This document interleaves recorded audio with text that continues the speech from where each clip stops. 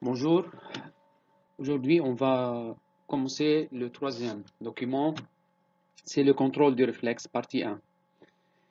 On a vu que le réflexe, c'est une contraction de muscle en réponse à son propre étirement. Et on a aussi dit que le réflexe est formé par des 5 éléments, un organe récepteur, un conducteur afférent sensitif, centre nerveux, c'est la moelle épinière, un voie efférent ou moteur et un organe effecteur, c'est les muscles.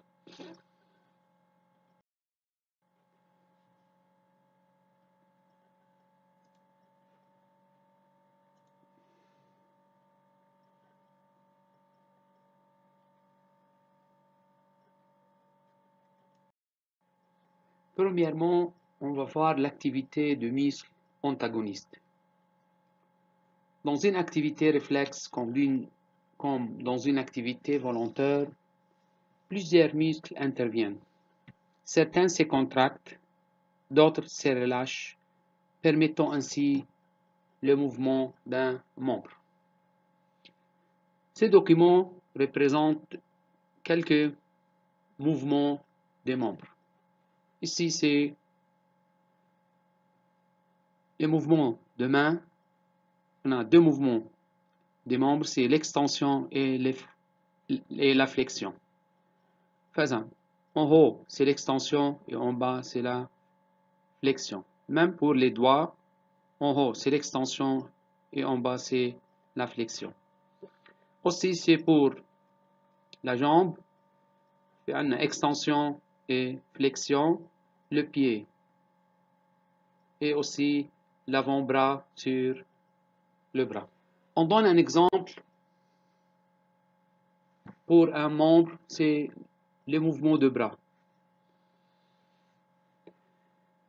Aussi, c'est le muscle de bras. En avant, c'est le biceps et en bas, c'est le triceps. On a deux mouvements, comme on a dit, une flexion et une extension. Que se passe-t-il durant chaque mouvement? L'extension est quand le membre s'éloigne de l'axe du corps, comme le redressement de bras.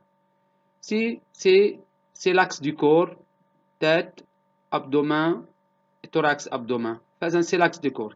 Si le mouvement se dirige en s'éloignant de l'axe du corps, c'est l'axe du corps, le mouvement en s'éloigne de l'axe du corps, ce mouvement s'appelle toujours mouvement extension.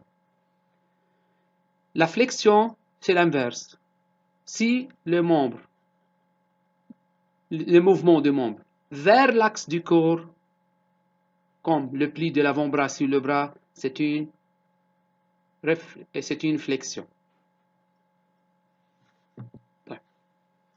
Que se passe-t-il de chaque muscle durant la flexion et l'extension?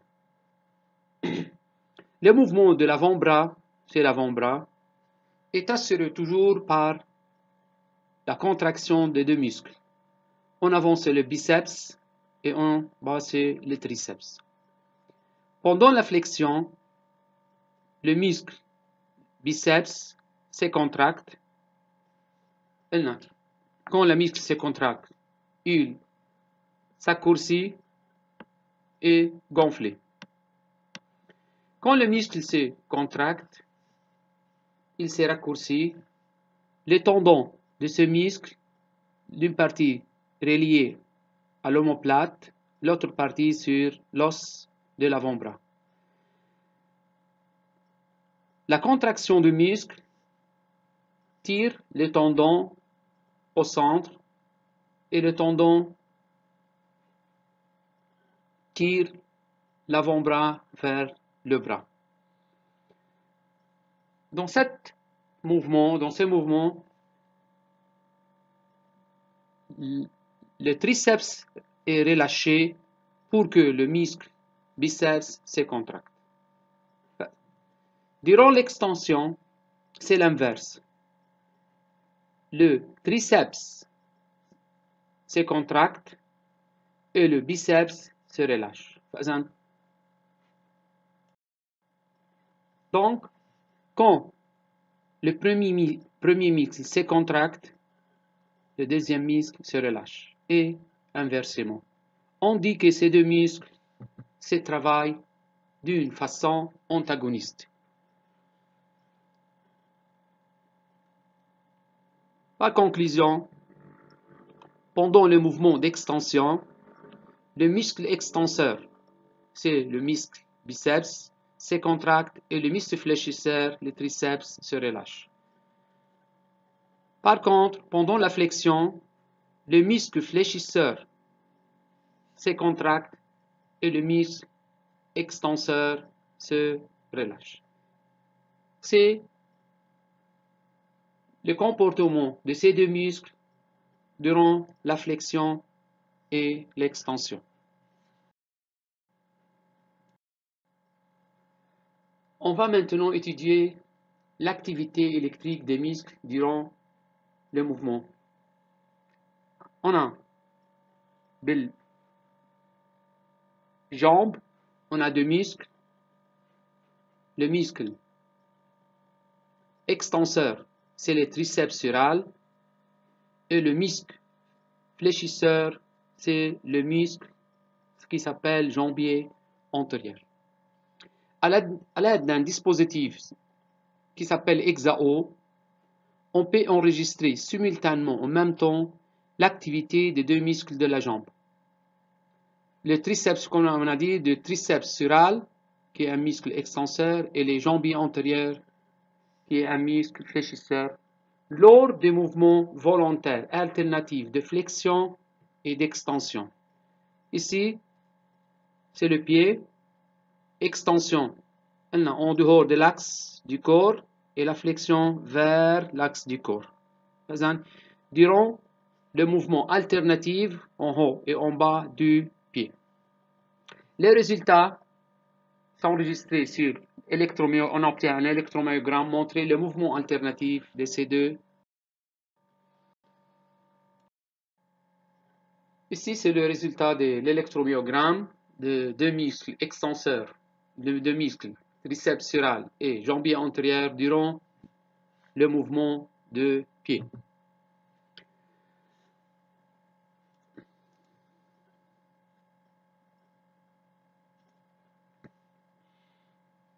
Quand les jambiers antérieurs se contractent, ici on a une contraction de muscles des jambiers antérieurs, c'est-à-dire durant la flexion, le pied se dirige vers les jambes. Le muscle des jambiers des triceps sural, on a à peu près un relâchement. Il n'y a pas d'amplitude, est très faible, l'amplitude est très grande.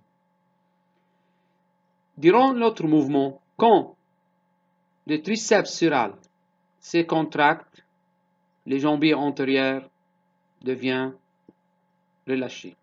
Et aussi, on continue, la contraction de jambiers antérieurs conduit à un relâchement de triceps sural. Lors de l'extension de pied, le triceps sural enregistrait une grande activité d'amplitude et une amplitude très grande, tandis que le jambier antérieur est presque nul. Au contraire, pendant la flexion, seuls les jambiers antérieurs enregistrent une activité d'amplitude élevée, mais l'amplitude de triceps sural est très faible. Qu'est-ce que signifie ça? Ça signifie que les deux muscles se travaillent d'une façon opposée. Quand les jambiers se contractent, le triceps sural se relâche. Et inversement, quand le triceps sural se contracte, les jambiers antérieurs se relâchent. Que peut-on conclure de ça, de ces résultats? On conclut que ces deux muscles se travaillent d'une façon continue.